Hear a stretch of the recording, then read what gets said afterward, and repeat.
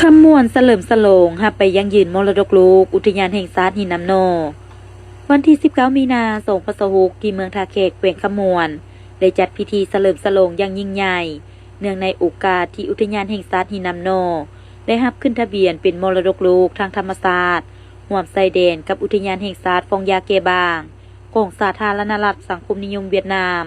พิธีครั้งนี้โดยได้รับเกียรติเข้าร่วมของท่านโสนไซศรีพันโดนนายกรัฐมนตรีแห่งสาธารณรัฐประชาธิปไตยประชาชนลาวท่านไซสนาโคตรผู้โทน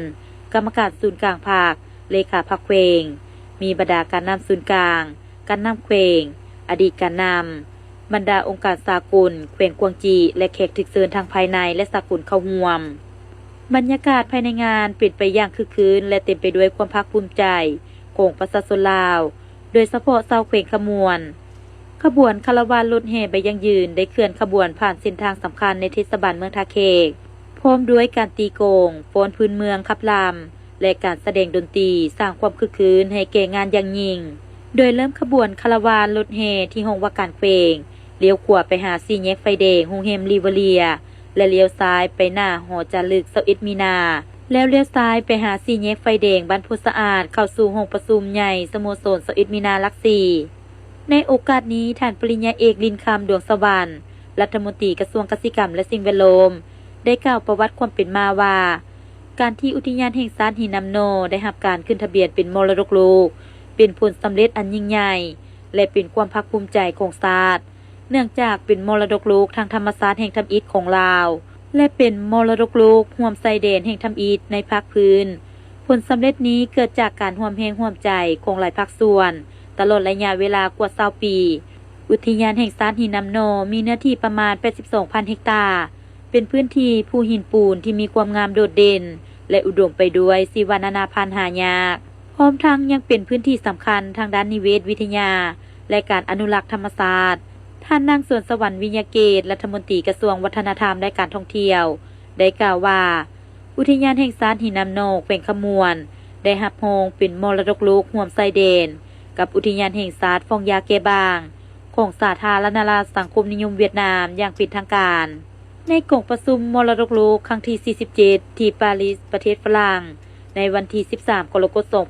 2025การรับรองครั้งนี้เฮ็ดให้หินน้ำโนกลายเป็นมรดกโลกแห่งที่4ของสาธารณรัฐประชาธิปไตยประชาชนลาวและเป็นมรดกโลกทางธรรมชาติแห่งธรรมอิฐพร้อมทั้งเป็นมรดกโลกแบบร่วมไซเดนแห่งธรรมอิฐในภาคพื้นท่านได้ตีราคาสูงต่อผลสำเร็จนี้ว่าเป็นหลักการสะท้อนให้เห็นนโยบายอันถูกต้องของพรรคและรัฐในการอนุรักษ์และส่งเสริมมรดกแห่งชาติพร้อมทั้งเป็นแบบอย่างที่ดีในการร่วมมือลาวเวียดนามและสากลพร้อมนี้ยังได้เน้นให้ทุกภาคส่วนร่วมกันปกปักรักษาและสืบสานคุณค่ามรดกให้คงอยู่อย่างยืนยงและนำใช้เป็นแห่งขับเคลื่อนการพัฒนาเศรษฐกิจสังคมของประเทศท่านไซสนาโคตรผู้โทนในนามต่างหน้าให้คณะภาคองค์การปกครองแขวงขมวนกล่าวมีคำเห็นให้คำมั่นสัญญาว่าจะพร้อมกันกับคู่ร่วมมือพัฒนาปกปักรักษาอุทยานแห่งชาติหินน้ำโนมรดกแห่งชาติและมรดกโลกร่วมไซเดนแห่งนี้กลายเป็นมรดกอันล้ำค่าและถ่ายทอดจากหุ้นคนนี้สู่หุ้นลูกและหุ้นหลานสืบต่อไปอย่างยืนยง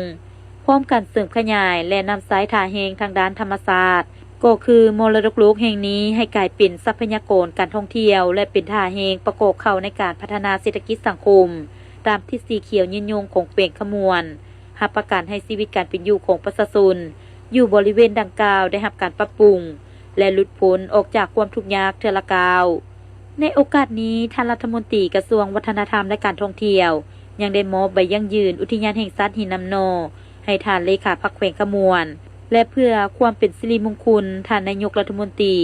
ยังได้เป็นเกียรติลั่นของ9 บาทเพื่อยั่งยืนการมอบรับใบยั่งยืนอย่างเป็นทางการภายหลังสำเร็จพิธีเฉลิมฉลองมอบใบยั่งยืนท่านสนใจศรีพันโดนนายกรัฐมนตรีพร้อมด้วยบรรดาการนำที่เข้าร่วมยังได้เยี่ยมชมงานตลาดนัดวางแสดงและจำหน่ายสินค้าบรรพป้องกันตัวเมืองทาเคกตื่มอีก